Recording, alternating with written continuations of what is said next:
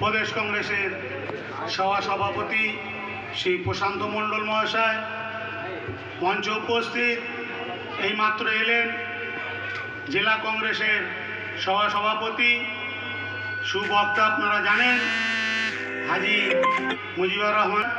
মঞ্চে উপস্থিত আমাদের দীর্ঘদিনের সিনিয়র নেতা, এই অঞ্চলের খুব পরিচিত মুখ শওকত ভাই।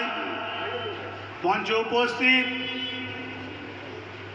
রবীন্দ্রনগর ব্লক কংগ্রেসের সভাপতি পার্থিপতি আহমেদ। মঞ্চে উপস্থিত জেলা মহিলা নেত্রী সাবানা। মঞ্চে উপস্থিত যার ব্যবস্থাপনায় এই দুর্যোগের ভিতরে তাকে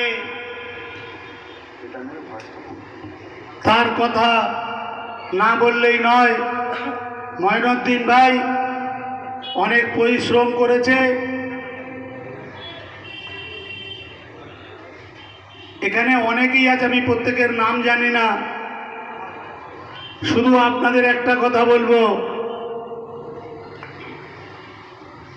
যে আমার আপনার নেতা যে কথা বলছে, রাহুল গান্ধী দেশের নেতা, দশের নেতা, বুথকে মজবুত করো, ইলেকশন ইনশাল্লাহ আপনাদের জিতটা নিশ্চিত হবে। প্রত্যেকটা বুথে আপনারা ইলেকশনে রুখে দাঁড়ান। আপনারাই বলুন, আমরা কয়েকদিন ধরে দেখছি কি বলছে, ভালো তৃণমূল খারাপ তৃণমূল। হ্যাঁ ভাই, ভালো তৃণমূল আর খারাপ তৃণমূল আবার কোথা থেকে এলো? হ্যাঁ, তৃণমূল মানে আমরা জানি চোর তৃণমূল, আবার ভালো তৃণমূল খারাপ তৃণমূল, এটা কি ধরনের কথা?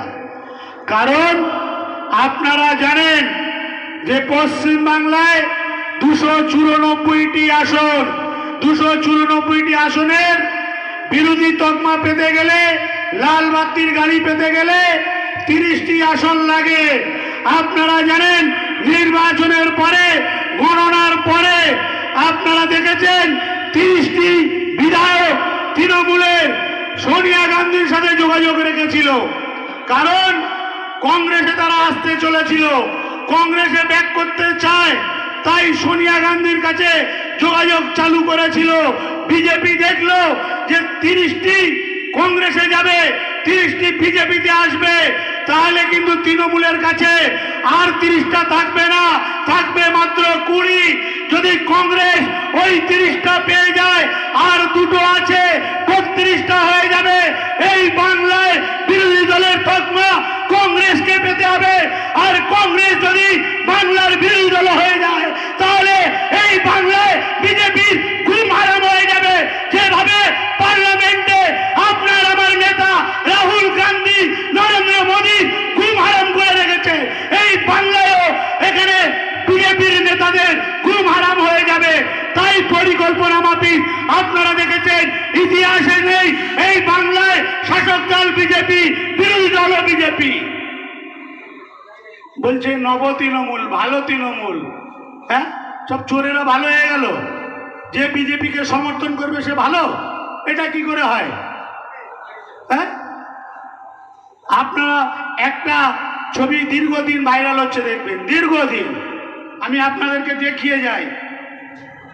আমার আপনার নেতা রাহুল গান্ধীর একটা ছবি ভাইরাল হচ্ছে, এই ছবিটা আপনাদের দেখা দরকার আছে, কারণ আমার আপনার নেতা রাহুল গান্ধী সোনার চামচ মুখে নিয়ে জন্মেছে। আপনারা জানেন তিনটি প্রধানমন্ত্রী দিয়েছে যাদের বংশ থেকে, সেই রাহুল গান্ধী 2008-এর ছবি এটা ভাই। তখন দেশের সরকারে কংগ্রেস আছে। হ্যাঁ, 2008-এ আপনারা জানেন রাজস্থানের মান্ডেগাঁও গাঁয়ে যে 100 দিনের কাজ রাহুল গান্ধীর নিজে, আপনারা দেখুন কড়াই করে মাটি নিয়ে ফেলছে, দেখে নিন আপনারা। এর নামই দেশের নেতা। আর চায়ওয়ালা শুধু কোট পড়ছে ভালো ভালো, আর শুধু প্লেন চড়ছে, বিদেশে গিয়ে নিয়ে হাত জোড় করছে, হ্যাঁ ওটা কি নেতা নাকি? দেশের চিন্তা করতে হবে। রাহুল গান্ধী একটা সোনার চামচ মুখে নিয়ে, যার ফ্যামিলি থেকে তিনবার প্রধানমন্ত্রী দিয়েছে এই দেশকে, সেই নেতা কড়াই করে মাটি নিয়ে 100 দিনের কাজ মানরেগাও যেটা কংগ্রেস চালু করেছিল সেটা ফেলে দেখছে যে গরিবের নেতা হতে হবে। হ্যাঁ, রাহুল গান্ধী বলছেন দুটো নেতা হয় দেশে, একটা প্রত্যেক সংসারেও দেখবেন দুজন থাকে, একজন ওড়াবার জন্য ব্যস্ত থাকে, একজন আর কামাবার জন্য ব্যস্ত থাকে। হ্যাঁ, সংসারটাকে ভালো রাখার জন্য ব্যস্ত থাকে, কিভাবে ভালোভাবে চলবে এই পরিবার সেটা থাকে। হ্যাঁ, কংগ্রেস সবসময় দেশ কি করে আগে বাড়বে, দেশের মানুষ কি করে এক দুমুঠো খেতে পারবে, কংগ্রেসের চিন্তাধারা সেটাই ছিল। হ্যাঁ, আর নরেন্দ্র মোদীর চিন্তাধারা শুধু বিজেপির চিন্তাধারা যে দেশে পুঁজিপতি কি করে পুঁজিপতি হবে। দেশ চালাচ্ছে 4 জন, দুজনা বেচছে, দুজনা কিনছে, 4টেই হচ্ছে গুজরাটি মাল, 4টেই গুজরাটি। হ্যাঁ, দুজনা বিক্রি করছে দেশটাকে, আর আম্বানি আর আদানি কিনছে। আপনারা দেখছেন, এখন হয়তো ওই গদি মিডিয়ারা দেখাচ্ছে না, কিন্তু সোশ্যাল মিডিয়া জুড়ে আপনারা দেখতে পাচ্ছেন। তাই শুধু আপনাদের বলবো যে আমাদের 1993 সালে যুব কংগ্রেসের ডাকে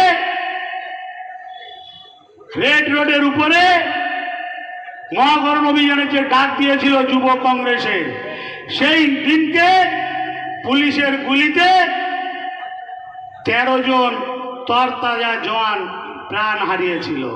তারা 1993 সালে তরতাজা জওয়ান যুবক 13টি প্রাণ হারিয়েছিল, শহীদ হয়েছিল। এই বিদায়ী সরকার আপনারা জানেন, দীর্ঘদিন মমতা বন্দ্যোপাধ্যায় সেই 21শে জুলাইটাকে হাইজ্যাক করে পাগলু পাগলু ড্যান্স চালিয়ে আপনারা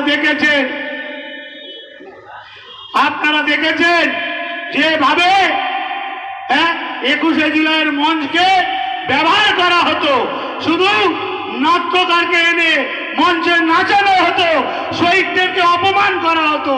আমরা তারই প্রতিবাদে এই আসছে 21শে জুলাই শহীদ মিনার ময়দানে আমাদের প্রদেশ কংগ্রেসের সভাপতি ডাক দিয়েছে, চলো 21শে জুলাই শহীদ মিনার ময়দান ভরো। আমরা প্রত্যেকেই বিভিন্ন ওয়ার্ড থেকে, বিভিন্ন বুথ থেকে আমরা 21শে জুলাই যাবো ভাই, সারি সারি। কি ভাই যাবো তো?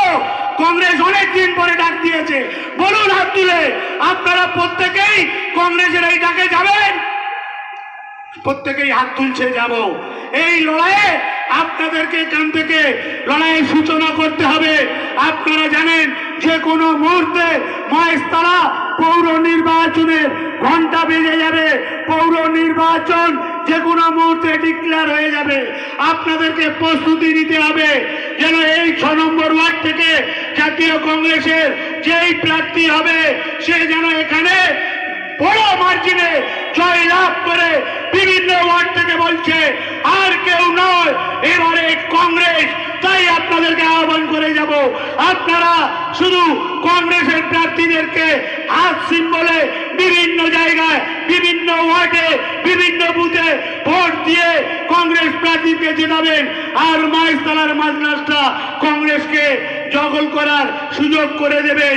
আপনারা জানেন কংগ্রেসের লড়াই আদর্শের লড়াই, কংগ্রেসের লড়াই নীতির লড়াই, কংগ্রেসের লড়াই সাধারণ মানুষের লড়াই।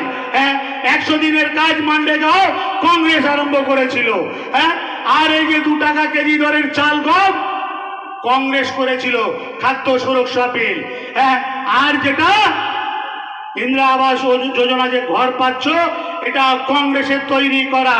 এই যে রাস্তা, ঘর ঘর রাস্তা, ঘর ঘর পানি, ঘর ঘর লাইট, এটাও কংগ্রেসের তৈরি করা, কোনো দালালদের নয়, কোনো চোরেদের নয়, সবটাই কংগ্রেস তৈরি করে গিয়েছে। আর তাই অন্যজনা ফসল পাচ্ছে। তাই কংগ্রেসের তৈরি করা যখন ঘর ঘর রাস্তায় আমরা হাঁটবো, কংগ্রেসকেও একটা ভোট দিই। হ্যাঁ, কংগ্রেসের তৈরি করা ঘর ঘর জল, ঘর ঘর যে পানি কল আজকে দিচ্ছে, এটা কংগ্রেসের তৈরি করা ছিল।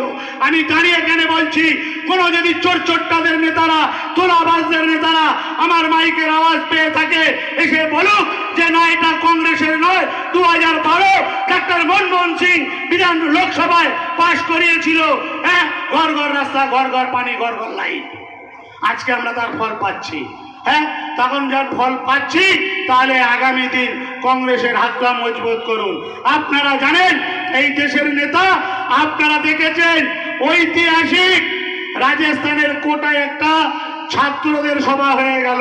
কোনো ব্যানার ছিল না, কোনো ফ্ল্যাগ ছিল না, শুধু ছিল হাত মার্কার একটা মুখ, তার নাম বিদেশ থেকে পড়ে আসা, ইউনিভার্সিটি থেকে পড়ে আসা, হ্যাঁ, রাহুল গান্ধী। যখন মঞ্চে উঠতে যাচ্ছে, মঞ্চে ওঠার আগে তাকে যে সেলিব্রেশন জানানো হয়েছে, ঐতিহাসিক ভাবে only on Indian legend Rahul Gandhi বলার সাথে সাথে দামাদা হয়ে গিয়েছে লক্ষ লক্ষ মানুষের। এতেই বিজেপির ঘুম আরাম হয়ে গিয়েছে, এতেই বিজেপির ঘুম আরাম হয়ে গিয়েছে যে আর রোকা যাবে না রাহুল গান্ধীকে। অনেক পাপ্পু বলেছি, এ তো পাপ্পু চালা দিয়া চাপ্পু, অনেক কিছু বলেছে রাহুল গান্ধীকে রোখার জন্য। আজকে সারা দেশ থেকে বিদেশ সব জায়গায় বলছে যে এরকম নেতা দেখতে পাওয়া যায়নি। এক গান্ধীজিকে দেখেছিলাম মানুষের জন্য লড়াই করতে, আর এই আর একটি ব্যক্তি সেই গান্ধী পরিবার থেকে আসে, তার নাম রাহুল গান্ধী। হ্যাঁ, তার পরদাদা শহীদ চলে গিয়েছে, দেশের প্রধানমন্ত্রী ছিল। তার দাদি শহীদ হয়ে গিয়েছে দেশের জন্য, তার বাপ শহীদ হয়েছে দেশের জন্য। সেও বলছে কাল হাম হো না হো, কিন্তু যতক্ষণ বেঁচে আছি ততক্ষণ মানুষের জন্য লড়াই করব। তাহলে আপনারা চান তো রাহুল গান্ধী সৈনিক হতে? কে এই এলাকায় ভোটে দাঁড়াচ্ছে দেখতে যাবেন না, আপনারা নিজেরাই বেছে নেবেন। যেই দাঁড়ান সে কিন্তু রাহুল গান্ধীর সৈনিক হবে, এটা আপনাদের বলে যায়। আপনারা বিভিন্ন জায়গায় দেখতে পাচ্ছেন। হ্যাঁ, আমাদের বলে না চোর কোতোয়াল কোটাতে, একটা আমরা হিন্দি বই দেখেছিলাম ভাই, চোর মাচায় শোর, চোর মাচায় শোর। তার মানে কি, যে চোর, যে পকেট মার, সে চুরি করবে, পকেট মারবে, আর সে নিজেই বলবে চোর কাহা গিয়া, চোর কাহা গিয়া পাকড়ো। হ্যাঁ, চোর মাচায় শোর। তাই আমরা এই অঞ্চলে মেটিয়াপ্রুজ, গার্ডেন ব্রিজ, বিভিন্ন জায়গায় আমরা দেখতে পাচ্ছি আমাদের নেতাদের উপরে টর্চার হচ্ছে, আমাদের নেতাকে প্রাণ নাশ করে দেওয়ার হুমকি দিচ্ছে, প্রাণে মারার চেষ্টা চলছে। আর এই নব তৃণমূল হওয়ার সাথে সাথে বিজেপি তাদেরকে মদত করছে। আমাদের নেতাদের নামে কেস হচ্ছে, এফআইআর হচ্ছে, তার বিরুদ্ধে আমাদেরকে রুখে দাঁড়াতে হবে। কি ভাই, দাঁড়াবো তো বিভিন্ন জায়গায়, বিভিন্ন থানায়। আমরা কিন্তু চুপ বসে থাকবো না, আমরা লড়াই দেবো। আমরা রাহুল গান্ধীর সৈনিক, আর কারো সৈনিক হইয়া না হই। আজকের তারিখে দাঁড়িয়ে আমরা রাহুল গান্ধীর সৈনিক। বিভিন্ন ওয়ার্ডে, বিভিন্ন বুথে একটাই কথা, যে আসছে দিনে রাহুল গান্ধী প্রধানমন্ত্রী হবে। এবার রাহুল গান্ধীকে চাই। আপনারা জানেন আমাদের নেতা রাহুল গান্ধী যা কিছু বলেছে, আজ পর্যন্ত দেশের ভবিষ্যৎবাণী করেছে, সবটাই সত্য হয়েছে তো? হ্যাঁ, রাহুল গান্ধী বলেছিল মহামারী রোগ আসতে চলেছে, হ্যাঁ, লকডাউন করে দিল। মহামারী রোগের কোনো পরিকল্পনা করলো না দেশের প্রধানমন্ত্রী। হ্যাঁ, রাহুল গান্ধী বলেছিল দেশের অর্থ সংকট আসবে, এসেছে তো ভাই। জিডিপির হার কোথায় পড়েছে বলুন? তাই আপনাদের বলে যাই, বিভিন্ন জায়গায় শুধু 6 নম্বর নয়, 8 নম্বর নয়, 3 নম্বর নয়, মহেশতলার 35টি ওয়ার্ডে কম বেশি করে প্রত্যেক জায়গায় জয়েনিং সভা চলছে। আপনারা সোশ্যাল মিডিয়া দেখলেই বুঝতে পারবেন, প্রত্যেক দিন কিছু না কিছু কংগ্রেসে জয়েন্ট হচ্ছে। আজকে হচ্ছে মগরাহাট, হ্যাঁ, আপনারা দেখে নিন, ওখানে বড় অংশে জয়েনিং সভা। আজ এখানে হচ্ছে, আমার ভাই আহমেদ বলছিল 7 নম্বরও 7 তারিখও একটা জয়েনিং আছে, তাই তো? 7 তারিখে একটা জয়েনিং সভা আছে, আর 8 তারিখে আকলা একটা জয়েনিং সভা আছে। এখন বিভিন্ন জায়গা থেকে, তবে আমি বিভিন্ন জায়গায় একই কথা বলে যাচ্ছি। আমি আমার বক্তব্য দীর্ঘায়িত করতে চাই না, এখনও এখানে তিনটি বক্তা বসে আছে। শুধু যেতে যেতে বলে যেতে চাই যে আপনারা যারা জয়েন করছেন কিংবা করাচ্ছেন, আপনারা একটু লক্ষ্য রাখবেন যেন ওই দলের বেনজল না আসে। হ্যাঁ, তৃণমূলের যারা এসো করে কামিয়ে খায়, যে বদনামের স্টাম্প নিয়েছে, তারাও এখন সুরসুর করছে। তাদেরকে চিহ্নিত করতে হবে, কারণ তাদেরকেও আর পাঠার কোনো রাস্তা নেই। কংগ্রেসের হাত ধরতে হবে, কারণ নব তৃণমূল এই এলাকায় ভোট দেবে না কেউ, পুরনো তৃণমূল এই এলাকায় প্রত্যাখ্যান করেছে। তাই আপনাদের শুধু বলবো, জয়েনিং করে প্রত্যেক দিন আপনারা কিন্তু যোগাযোগ রাখবেন, আর এই বুথ লেভেলের কাজকে করবেন। আগামী দিন কংগ্রেস বুথ মজবুত হলে ওয়ার্ড মজবুত হবে, ওয়ার্ড মজবুত হলে ব্লক মজবুত হবে, ব্লক মজবুত হলে জেলা মজবুত হবে, জেলা মজবুত হলে প্রদেশ মজবুত হবে, আর প্রদেশ মজবুত হলে দিল্লি রাহুল গান্ধী প্রধানমন্ত্রী হবে। তাই শুধু আপনাদের যেতে যেতে বলে যেতে চাই, আপনারা আর এদিক ওদিক বিলম্ব না করে প্রত্যেকেই দায়িত্ব তুলে নিন। কংগ্রেসের হাত মার্কার ঝান্ডাটা কাঁধে তুলে নিন, নিয়ে আগামী দিন এই লড়াইয়ে আপনারা মুখ হয়ে থাকুন। আপনার আমার নেতা রাহুল গান্ধী বলেছে, 1 সাল মে সরকার গির जाएगा, 1 বছরে দেশের প্রধানমন্ত্রী সরকার পড়ে যাবে। এটা রাহুল গান্ধী যখন বলেছে, ইনশাআল্লাহ 1 বছরের ভিতরে দেশের সরকারকে ফেলে কংগ্রেস ওখানে নতুন সরকার করে আপনাদের নিয়ে লড়াই দেব। এই অঙ্গীকার করে আপনারা সুস্থ থাকবেন, ভালো থাকবেন, এই কথা বলে আমি আমার বক্তব্য শেষ করছি। জয় হিন্দ, খোদা হাফেজ।